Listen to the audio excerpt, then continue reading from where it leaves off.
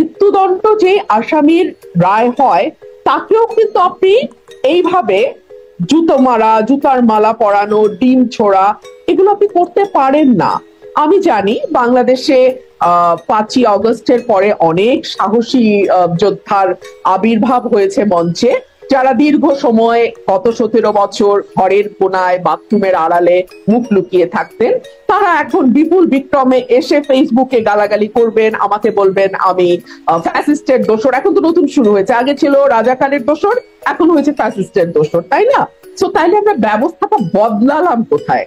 আমার প্রশ্নটা আসলে সামগ্রিক চিত্র নিয়ে। আমি আসলে স্পেসিফিক নুরুল হুদা সাহেব কিংবা ধরুন যেই হিন্দু ভদ্রলোক এবং তার ছেলেকে ধর্ম অবমাননার দায়ে জনসমক্ষে মারধর করে পুলিশে দেয়া হলো, কিংবা ধরুন মববাজি করে আইন পরিবর্তন করা হলো, আমি এই স্পেসিফিক ঘটনাগুলোর দিকে না গিয়ে আমি যদি সামগ্রিক চিত্রটার দিকে তাকাই, আপনার কি মনে হয় না যে চিত্রটা একেবারেই হতাশাজনক? এবং আমি যখন তাদের সমালোচনাটা করছি, এখন আর তাদের আমাকে ভালো লাগে না। এখন তাদের মনে হয় আমি ভারতের দালাল, কিংবা আমি রয়ের এজেন্ট, কিংবা আমি ফ্যাসিস্টের দোসর, ইত্যাদি ইত্যাদি। তো আমি আসলে সামগ্রিক চিত্রটা দেখতে চাইছি, এবং সেখানে হতাশা ছাড়া আমার চোখে তেমন খুব সিগনিফিকেন্ট।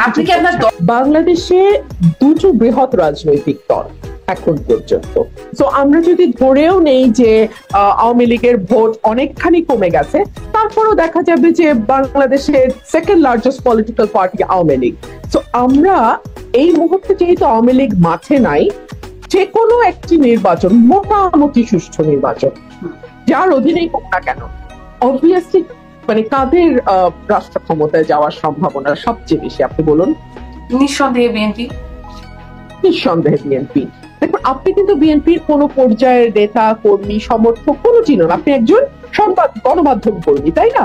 কিন্তু আপনারও মনে হচ্ছে যে বিএনপিরই সবচেয়ে বেশি সম্ভাবনা। এটাই স্বাভাবিক। যে কোনো সুস্থ স্বাভাবিক মানুষ যারা বাংলাদেশের সম্পর্কে মোটামুটি ধারণা রাখে, তারা সকলেই বলবে যে এই সময় বিএনপির ক্ষমতায় যাওয়ার কথা। এখন যদি আপনি এই বিষয়টিকে ঘোরালো করতে চান, এই বিষয়টিকে ঘোলা করতে চান এবং ঘোলা পানিতে মাছ শিকারের চেষ্টা করেন, আপনার প্রথম টার্গেটই হবে নির্বাচন কমিশনকে মেলাইন করা। অথচ এই নির্বাচন কমিশনের অধীনে কিন্তু একটা নির্বাচনও হয় না, ইভেন স্থানীয়, জাতীয়, ইউনিয়ন, মানে কিছুই হয় নাই। তো তার আগেই আপনারা এই কমিশনকে, মানে এনসিপি এই কমিশনকে মেলাইন করার চেষ্টা করছে। অথচ আমি আপনাকে বলি, মানে বাংলাদেশে যদি মোটামুটি একটা ভোট হয় এবং সেখানে আওয়ামী লীগ ভোটে অংশ না নেয়, তাহলে বিএনপির পরে দ্বিতীয় যাদের আসন পাওয়ার কথা, সেটা হচ্ছে ইসলামিক দলগুলো যে জোট বা ঐক্য তৈরি করেছে তাদের। এনসিপি একটি আসনও পাবে কিনা সেটা নিয়ে কিন্তু জনগণের মনে অনেক প্রশ্ন আছে।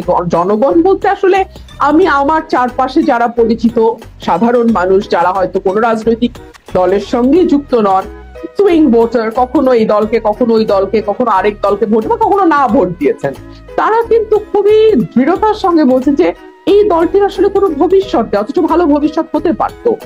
আর আমাদের আগের নির্বাচন কমিশনারদের বিরুদ্ধে যে মামলা হয়েছে, সেটা ডেফিনেটলি আগামী দিনে যারা নির্বাচন কমিশনার হিসেবে কাজ করবে তাদের জন্য একটা শক্ত বার্তা তো দেবে বটেই।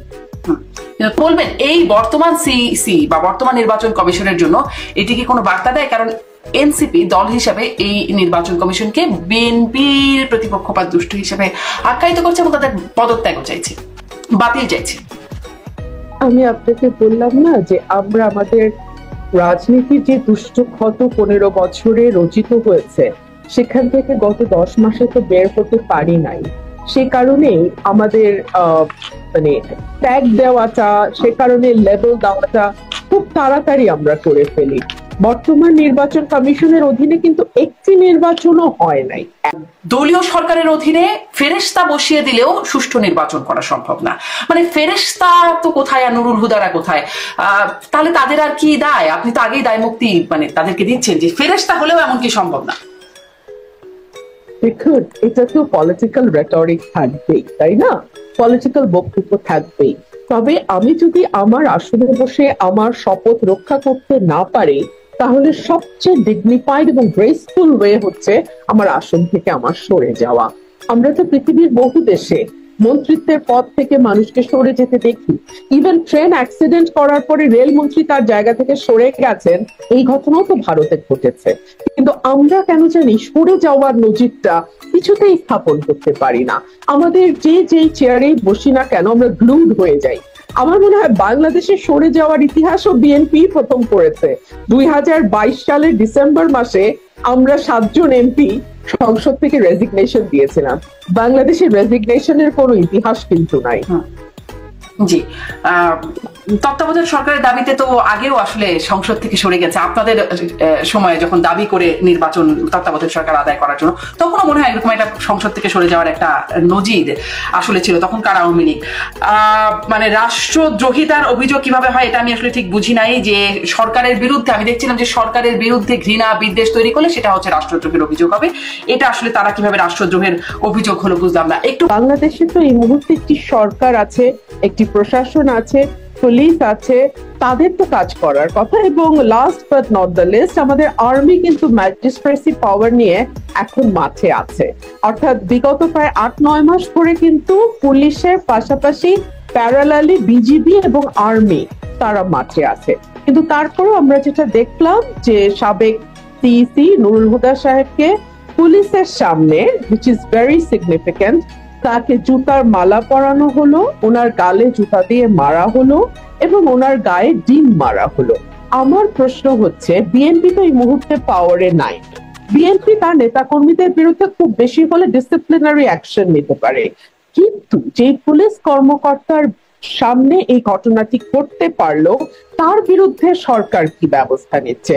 ভেরি ইন্টারেস্টিংলি আমি খবরে দেখছিলাম যে আমাদের প্রধান উপদেষ্টার যিনি প্রেস সচিব শফিকুল মানে ভদ্রলোক, উনি বলছেন যে এটা আসলে মব বিষয়টা সেরকম না, মানুষের স্বতঃস্ফূর্ত একটা মানে অনুভূতির একটা বহিঃপ্রকাশ, এমন মানে প্রেশার। এগুলো যখন সরকারের অত্যন্ত দায়িত্বশীল মহল থেকে কথাগুলো আসে, তখন সাধারণত এই জুতার মালা পরানো কিংবা ধরুন নারীর উপর মরাল পুলিশিং যারা করে বা মব তৈরি করে যারা মনে করে যে সাবেক কোনো সংসদ সদস্যের বাড়িতে হুই হুই করে ঢুকে যাওয়া যাবে এবং বাড়ি তছনছ করে ফেলা যাবে, কিংবা ধরুন যারা মনে করে যে কোনো একটি রাজনৈতিক দলকে নিষিদ্ধ করবার জন্য যমুনার সামনে একটি মবই যথেষ্ট, তারা উৎসাহিত হয়, তাই না? আমরা এই কথাটি বলছি এ কারণেই যে গত 17 বছর আপনিও ছিলেন বাংলাদেশে, আমিও ছিলাম বাংলাদেশে। তো আপনি খুব কাছে থেকে দেখেছেন যে যখন সরকারের বিরুদ্ধে, আমি আওয়ামী লীগ সরকারের কথা বলছি,